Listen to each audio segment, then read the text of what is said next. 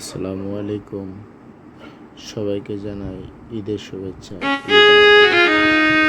আজকে আমার পরিবারের সকলে মিলে আমরা যশোর প্যারিস রোডে গেছিলাম ফুচকা খেতে।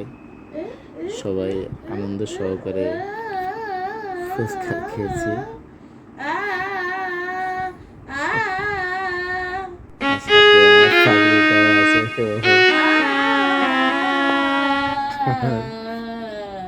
ওর জিন লাগে, ও যখন জিন লাগে তখন এরকম করে। এখন কি করবো, বউটা নিয়ে বিপদে আছি। জিন লাগিয়েছে রাত্রিবেলায়। দর্শক, আজকে ওর জিন লাগছে, সেই বেড়ে আমরা দুই ভাই ঈদগাহে নামাজ পড়তে গেছিলাম। আপনারা